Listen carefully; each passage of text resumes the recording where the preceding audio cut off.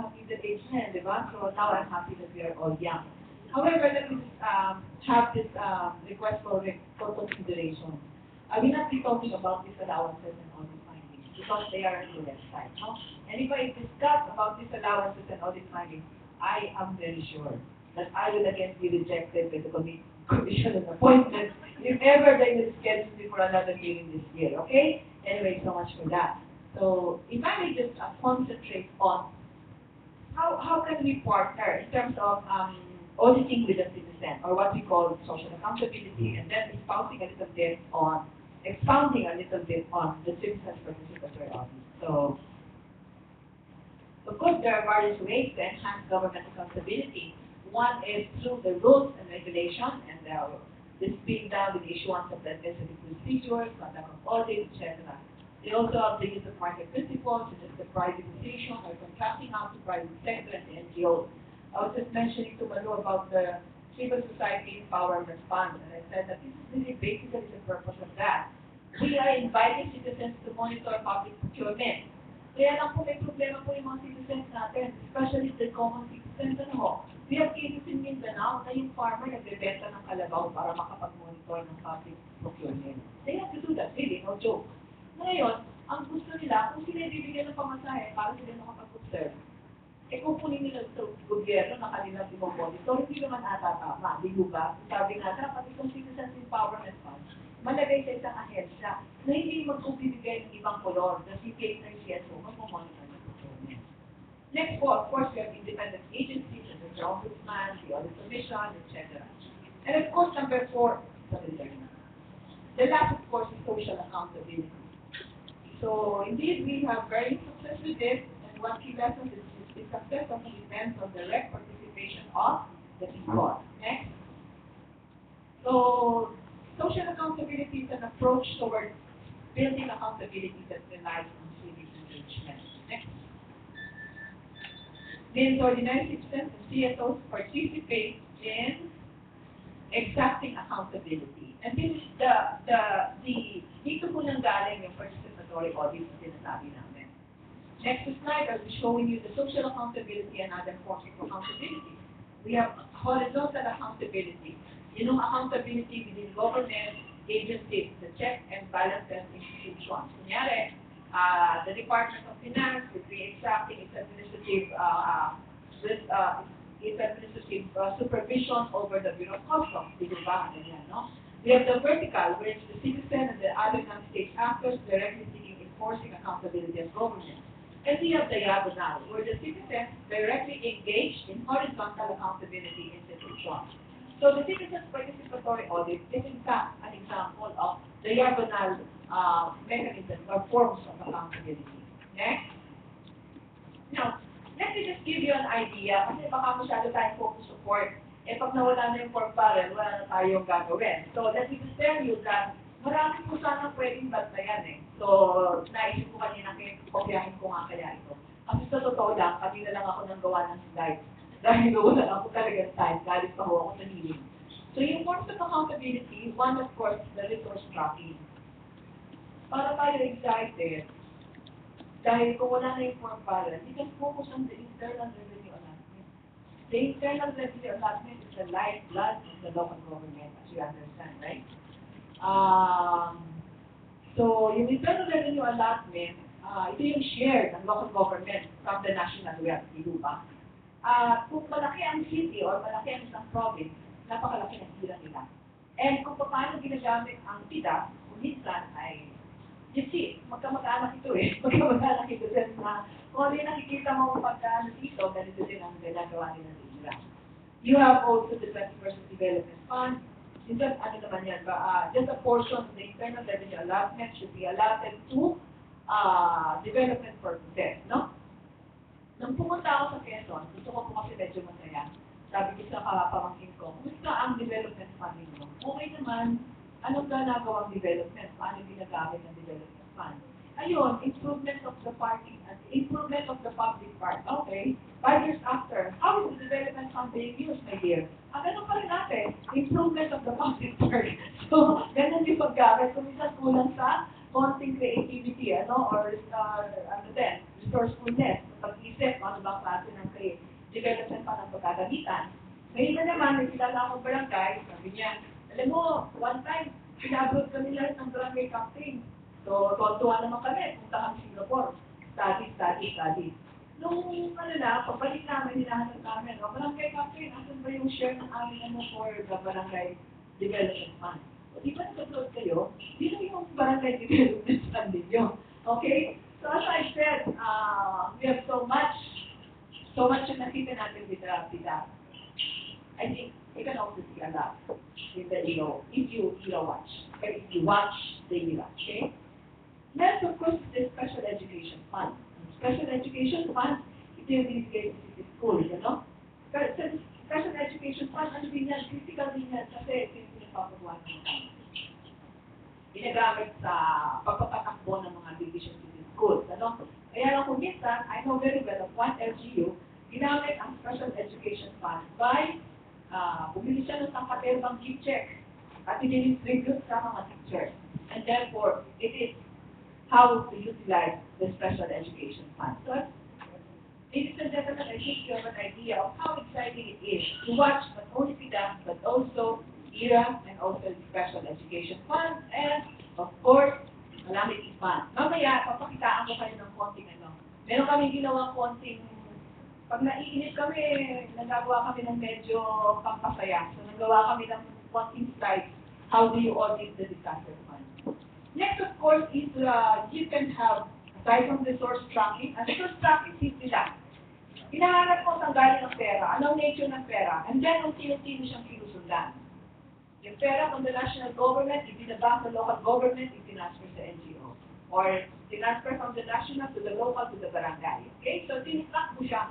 Then, hinahanap mo kung paano ginastos. It is ang tool pa rin of participatory audit is what we call procurement compliance. It is the compliance with the laws, rules, and regulations. Of course, you have to develop a procurement compliance framework, determination of appropriate laws, rules, and regulations violated, and ascertaining the extent of compliance. But my dear ladies and gentlemen, I just want to emphasize a very simple observation of the PIDA. Ang dami na nang nasulat lalo na ng CID, saka ng Rappler, doon sa PIDA. At napakarami na yung articles na lumabas sa PIDA. But no one observed the fact that the PIDA, what we have reported on the PIDA is actually a reflection on the weaknesses of the implementation of the procurement law. Tama ba ako, Ms. Madu? So when we look at the different reports namin, yung halimbawa, walang bidding, pangalawa, napunta sa bogus na, sabi nila bogus na, hindi ko sinasabi na, sabi nila bogus na NGO, walang delivery. All this, of course, are violations of RA 9184. So, ang ibig sabihin natin ito, hindi naman pala victim itong PIDA. Di ba? Ang ibig sabihin ito, na kulang tayo sa ating pag-i-implement na napakagandang batas at napakatagandang na issue. Maybe, ladies and gentlemen, 9184 was passed sometime in 2003. And there were already several amendments done. And in fact, this law is the first one to recognize the importance of citizens' participation in ensuring accountability. Di ba? Ito yung unang nagsabi that the citizens can observe public procurement. So, ang patungo dito, kung naging aktibo lang tayo at naging tama ang pagpapatupad ng 9184, we do not have much to report in terms of how the PIDA was utilized. Tama po ba ako?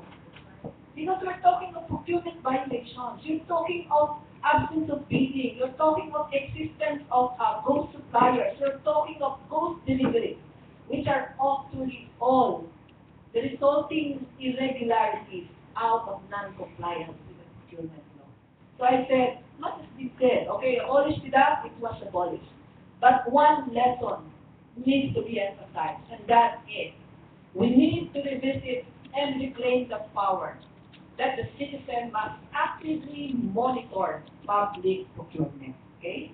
So ang ibig sabihin po nito, magkakapigat ulit. Ibig ko po sabihin, magkakaroon na naman ng maraming irregularidad siguro kung hindi mo natin gagamitin yung ating pong citizen monitoring ng procurement. So basically, it is a simple violation of the procurement law. Next, of course, is the value for money audit, which is determining the economy, efficiency, effectiveness of the project. At ito po, ginagamit natin dito yung citizens participatory, no? Pupunta po tayo sa isang community, ini-invite po natin yung mga mothers doon, at sila po mismo ang nag-distribute ng mga survey questionnaire tool, ano? Para mo malaman how effective is the project. Di mo ba maganda yun? Kasi yung pong beneficiary, sila po mismo ang sumusuka paano natugunan ng gobyerno o ng proyekto ng gobyerno ang aming partikular na pangangailangan o ang pangangailangan ng aming komunidad. So, meron po tayong project inspection, meron din po tayong analysis and project evaluation. So with this, napakarami pong pwedeng gawin ng mga citizens. Next po. Now, the citizens can also engage in public financial management. So ito yung exciting. Actually, maligayang ko ako eh. You know why? The SARO has become so popular. Meron akong konting joke. Nung dati ko, ano yung SARO? Special Allotment with Disorder. Tapos meron tayong NCA, Notice of Cash Allocation. Ang SARO is the document to enter into an obligation. Ang ibig ko sabihin, pag may SARO na, pwede ka nang magpabiling. Ano pagkakaiba ng SARO at NCA? Sa SARO, hindi ka pwede magbayad. Wala ka pang Notice of Cash. But you can already enter into an obligation. Ang term po natin dyan is that the allotment has been obligated. Okay? Pero hindi ka po pwede magbayad until after you have the NCA. Now, ano ang problema niyan? Ngayon, na dineclare as unconstitutional yung sila, maaari po may mga nakarelease ng SARO.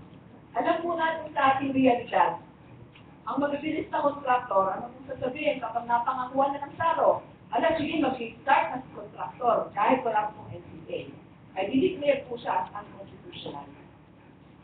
So, paano po ang magiging ito ay isang malaking problema. As long as walang NCA, hindi sila pwedeng bayaran. And since unconstitutional na, hindi na po pwedeng bayaran yun. So, dito siguro maligaya kayo dahil na-stop sila. Naligaya din tayo supposedly dahil wala ng advance rate. Yung mga nag-advance, sorry na lang, kalimutan na lang yan till next election. Huwag nyo nang isulat. Kung gusto nyo naman isulat, kung nyo nang idamay ang aking pangalan. Okay? Now, joke. Yung sinasabing NCA or Notice of Cash Allocation, nung araw ang tawag dyan, CDC, or what's called Cash Disbursement Ceiling. CDC nga ba? So, tama. So, para ka mabayaran, tatanungin mo muna, may CDC na ba?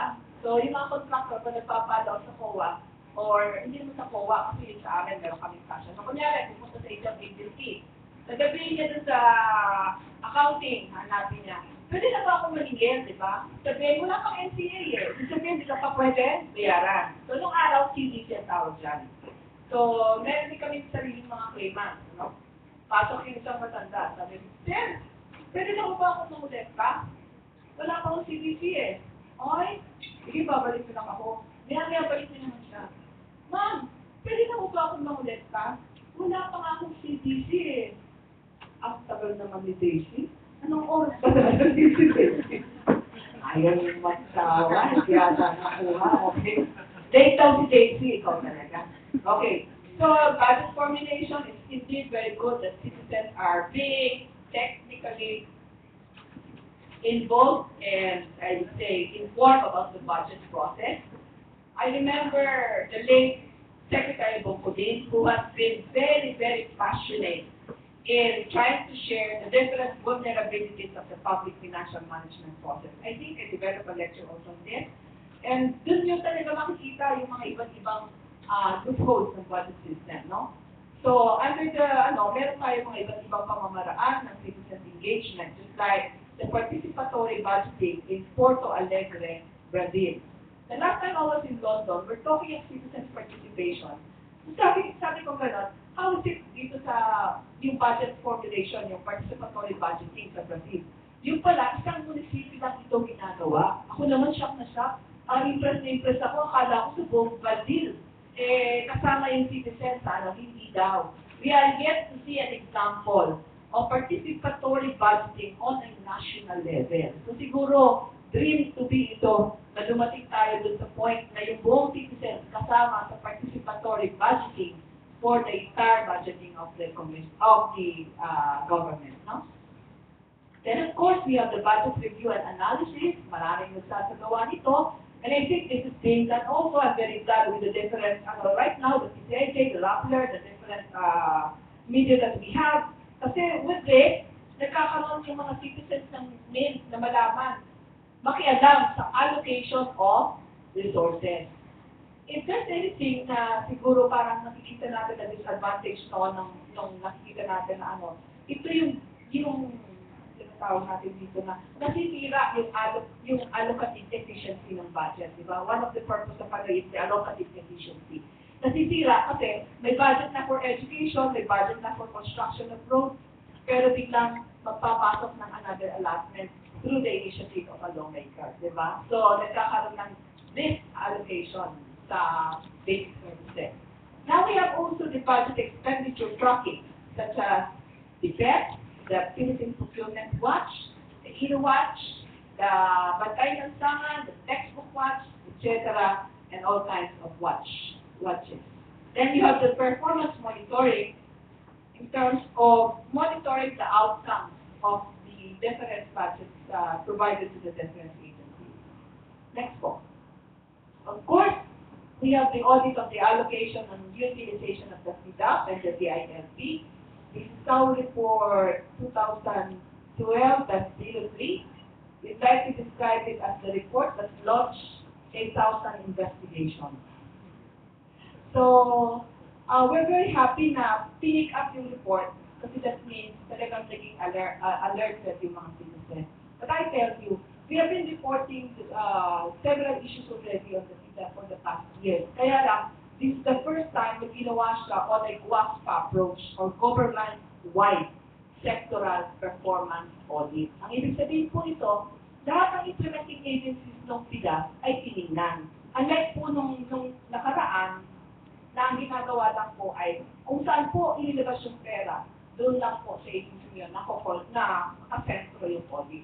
Right now, ang ating pong ginagawa, meron po tayong tinatawag na package audit approach. So sa package audit approach, simple lang po, para madaling maintindihan ng citizens, basically, following the money. Kung yung pera from TVM, dinilagay sa DAR, pupunta tayo sa DAR. From DAR, inilagay sa iba't ibang NGO, hahanapin yung iba't ibang NGO. From DAR, ini-accept sa isang corporation, titingnan natin kung sinong corporation yung Kaya dito mo sa audit na to, nakita natin yung iba't ibang practices, such as corporate layering, tinatago, ililipat, ang ililipat ng pera, no? Now, siyempre, dahil hindi nyo na mag-lecture ako on the red flags. Ano yung red flags? Actually, no, hindi ko na kailangan magpahaba pa ng discussion ng red flags because I think Rappler, CCIJ, and all the rest of the media are very good in terms of developing red flags, okay? Let me just cite a few.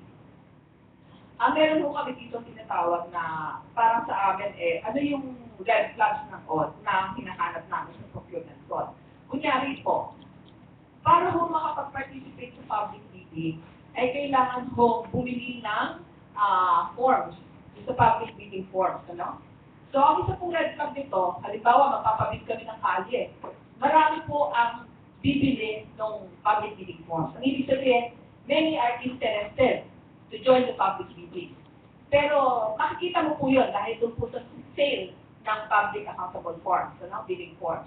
Pero actually, ang magsasabit po ng letter of intent ay isa lang. So ang ibig sabihin po, yan po ang tinatawag namin red flag. Ito yung, ang ibig sabihin po nito, kunyari, A, B, C, D, and E, all of them will buy the form. And all of them will obviously have the intention to participate in the public bidding. Kaya lang mangyayari po dito, yung kakausapin ni A, si B, si C, D, and E. Okay, akin na lang to, babayaran na lang kita, babayaran ko na lang siya. So magpupull out sila lahat, babayaran niya yung application forms na pinili ng apat, para siya eventually yung maiiwanan yung money. Okay? So that's one red flag. So all you need to do is check on ilan ang bumili ng forms, and then check on ilan ang nag-submit ng intention to ng letter of intent. Okay? So that's what I think hindi pa ito na-point out to sa ibang discussions on red flags. Okay? That's one very good red flag. So the next time you report, punta kayo sa agency, hanapin ka ba ng bumili ng bidding form. Second, ilan na nag-submit ng letter of intent. Okay? Next po, syempre, meron po tayong nakikita na red flag kapag tinignan natin yung distribution ng awards.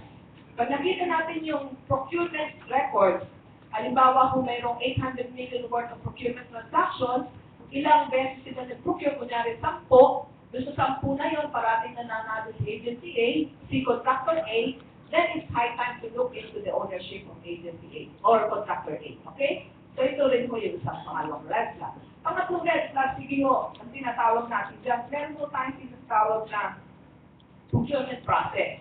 Meron po yung documents na involved at meron din mga process owners at meron mga specific timelines. Ano po? Kung minsan, meron ng award, contract of award, pero wala pang public bidding. Kunyari, sa isa kong case, yung contract na award March 16, pero yung public bidding ay March 18. So, yun po yung mga tinatawag natin obvious na red flag. Okay? Ang another red flag po ay yung mga non-existent na ano. Kunyari, pag nag-confirm ka po sa address, either wala yung address na yon, or wala yung building na yon, o wala yung tao na yon. Ano? Ito rin po yung red flag yung sinasabi natin na merong isang gasolinahan, ang kanyang ORs, chronologically issued sa isang government official. 001 to 00800, kunyari, on a different date. Okay? So, mga red flag po yan. Kasi kung tunay kang supplier, siyempre, marami ka dapat kliyente. Kunyari ho, Pasko, December. Pag ho, ang mga transactions ay all dated December 28, red flag po yan. Hindi ko po sinasabi na mayroong irregularities, let me emphasize this, ano? It could be a red flag kasi siyempre po, pag December, at the end of the year, ibabalik yung excess cash, di ba? I-return sa National Treasury. Kaya ang gagawin ng agency, pipiliting mag-execute ng maraming POs at pipiliting yung kontrata para huwag may balik sa National Agency. Tama po ba yan? So, isa rin po yung red flag. Next red flag, itinatawag po natin mag-line certification ng accounts payable. At the end of the year, kailangan po sabihin ni Agency A, ay marami akong pagkakautang.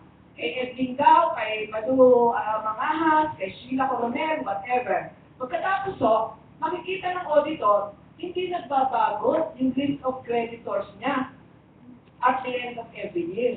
So, ibig sabihin, para pang window shopping ito, na meron ka ng standby na listahan ng pinagpupautangan mo, na every year, hindi nababago yun. Ang ibig sabihin po, invalid o hindi po valid, wala akong valid na pagkakautang ang gobyerno. Ipinipilit mo lang ipasok para magkaroon mo ng certain portion na ma-retain mo, kunyari pagbayad mo, at hindi mo lahat ito sa gobyerno. Okay? Ano pa po ang mga red flags? Red flags yan, pero pag mga local government na nag-execute niyan, tingnan mo kung sino mga contractors niyan. Well, usually, it's either kamag-anak incorporated dyan, kung hindi asawa, anak, at distress. Okay? So, there are various red flags. You can even determine different red flags at the different stages of public procurement. Okay? The red flags in terms of the bidding or pre-procurement phase will be different from the red flags in project implementation. Okay? Okay, pala ang tingin ng gano'n, so mag-shift na po tayo. So now, I'm inviting you, so for a segue lang, meron nung kaming balak i-launch, which is the Relief Tracker. Ang aming pong intention dito ay i-track po natin kung magkano donations, cash and goods ang nanggaling sa iba't ibang ahensya ng iba't ibang pamahalaan. Ano? Yun po pay, ang alam ko po, ay yun po yung foreign na pumapasok. Dito po, ika-capture po natin pati local. Ang aming po sana magiging arrangement, hindi pa po ito naka-launch at ito po ay dinevelop namin ng isa naming partner. Hindi mo COA nag-develop ito. There are some volunteers who develop this for us, and we intend to launch this. The intending arrangement is that we will invite the donor countries, donor citizens, whoever, to participate. So, bibigyan po namin sila ng code, access code, ma-access nila yung website, and they will personally upload the donations that they had, and then i-update niya on a regular basis para po tayo may assurance na lahat na nandito ay pumasok talaga sa disaster. What is our objective here? Our objective really is determining the total basket of funds that went into disaster. Kasi posible ho na itong funds na ibibigay niya rin ng Japan. Ibibigay niya sa isang local government. Hindi naman ho diretso sa government, sa national government, diretso sa LGU. Hindi ho namin matatak yun. No? Tapos Tapos, pag dumating naman ang isang, kunyari, may China, nag-donate din sa state local government. Itong Japan at China, they will be using separate auditors. Tama ko? The Japan government will be sending their own auditors to look after their own funds. The China government will be sending their own auditors to look after their own funds. But now one will be looking at both funds. Tama po? E paano kung pagbisita ng isang representative, ipadala mo yung document na para sa kabila. I-present mo yung document na para sa kabila. So there could really be duplications, yung tinatawag natin, or yung tinatawag natin sa audit na parang double dipping, ano? Nag-dip ka sa post sources ng funds. So ito po yung ating iniiwasan. So we call it, we intend to launch the Zip Tracker website. Dito rin po namin ilalagay yung ano-ano saan ginagamit ang pundo for disaster. Now, the instruction of the Honorable Chair is for us to immediately post-audit. Ang ibig sabihin po nito, unlike ng other transactions, na sa awa ng Diyos bago namin audit ay 6 na buwan o 1 taon. Ang everything that goes into disaster will be audited within 1 or 2 days. Kaya marami kaming lahat, to be honest. Dahil ang ibig sabihin po nito, consumable goods po kasi ito eh. Kunyari, rice.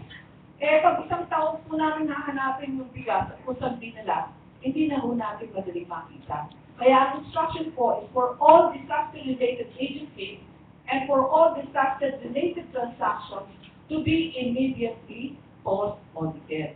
Paano po namin isasagawa yan? Eh, karamihan po sa amin ay 50 years and above. Ganito po ang ating sinasuggest. Meron po tayong citizen participatory audit in the disaster fund. The first one to respond is the San Carlos University sa Cebu po. And we are actually partnering with JPIA, or the Junior Public Institute of Accountants. So magandang challenge po ito sa mga estudyante, dahil hindi po naka-selfie-selfie, ay this time, ang sineselfie po nila, hindi lang yung kanilang sarili, kasama na po yung relief goods, okay? So, bigyan niyo po ako ng maikling sandali. Nagawa po kami ng very creative na presentation. Hopefully, matawa ko. Sige, tatawa na rin ako. Para po yung ating citizen, maintindihan kung paano mag-audit ng disaster fund. Okay. Segue.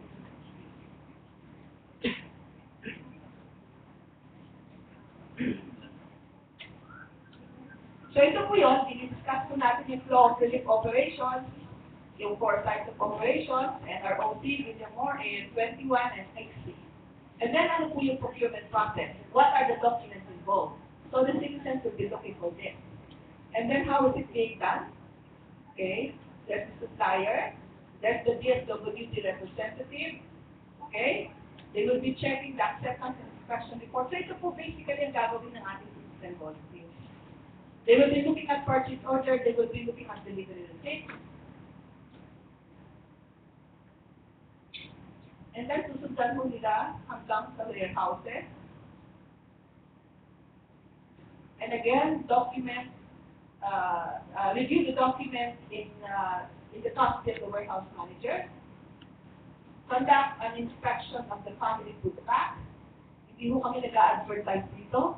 Yan ho exactly ang laman ng food pack. So the citizens will check if it is exactly the number, the quality, the type of articles in the food pack. And then they will report the number of MCPs. The target, of course, is 150,000 food packs per day. And then they will be transported to the drop-off point. Citizens will go to the drop-off point. Again, ask for the documents.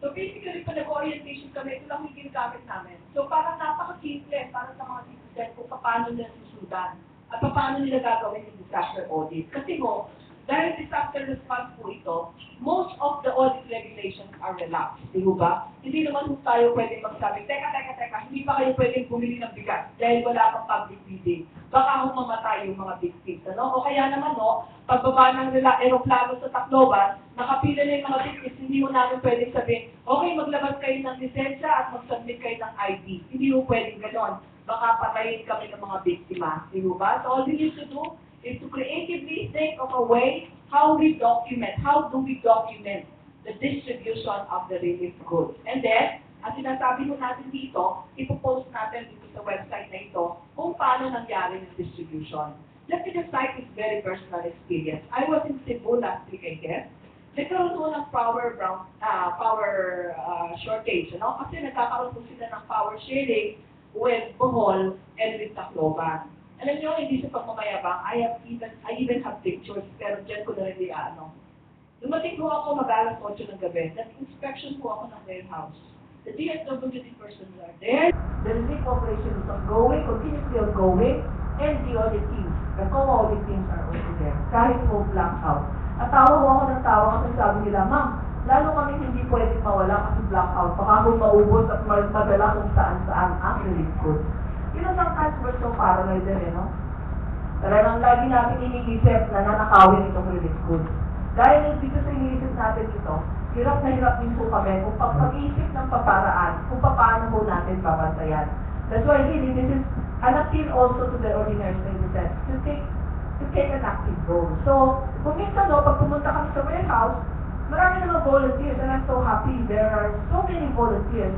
Kung minsan naman walang ililipak dahil wala pang delivery. So, ang ginagawa ko namin, ini-invite namin yung volunteers para tumulong sa test count ng mga goods bago po sila i-deliver. If I may just emphasize, this is not pre-audit. Hindi mo kami nakikialam. Because pre-audit is a management function. Post-audit pa rin po kami. Kaya lang, we're fast-tracking this conduct of audit kasi nga ho, consumable goods ito, huge amount of funds ang involved. And basically, kailangan ho natin magkaroon ng mas mataas na pananalig o pagtitiwala para naman ho mas marami pang mag-donate sa ating bansa. Dito ba? So basically, this is the video on the parang instructional video that we are showing to the different students so that they can easily follow the different audit controls and the audit process para mo sa huli ay nagagawa natin na para bang nagkakaroon tayo ng force multiplier. Kasi ho, ang pinaka-critical, hindi ho yun sa warehouse eh. Ang critical po ay pagdating sa boat at in-unload, ililipat sa LGU. Pagdating mo sa LGU, magkakaroon ng repacking. So doon mo dapat naandun yung auditors. Unfortunately, different barangays na po ang tatargetin.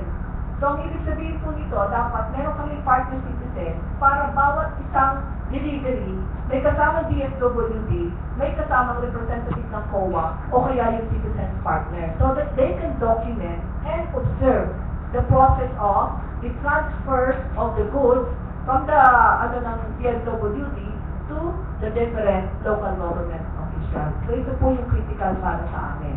So that we can give an assurance to the donors na nakita namin, na dokumentohan namin, at makakaasa po kayo na talagang natanggap ng mga biktima ang mga i-donate ninyo. So that's basically what we intend to do. Now, let me just cite a few lessons about social accountability from other countries. Of course, number one is active citizen engagement requires enabling conditions. Sabi ko po, I think the bruhaha ang gapilang is the most compelling reason. Tama po ba yun? Ang tagal-tagal na namin nag-audit eh, hindi naman pinapansin eh. Saka yung mga report namin eh, inaalikabukan lang sa mga offices, no? So maligaya ako, nagpapasalamat ako sa CIC eh. So sa Rappler, kasi binigyan nila ng kabuluhan ng aming mga audit report, no? So, we need an enabling condition. I think legal framework-wise, we have them, no? Social-wise, we have them also. Yung mga tinatawag nating mga march, million march, etc., they all serve as an enabling condition for people to actively participate. Kaya lang po, sana sa susunod, hindi na lang yung mga marcha-marcha, kundi more meaningful participation. Why don't you join the Citizens Participatory Audit? Next is government outreach to civil society is critical to building trust. Naalala ko po yung sinasabi ng husband ko, Maraming Coffee. Nung araw daw, maraming CSOs, maraming NGOs. Pero walang common, compelling, para mag-move, di ba?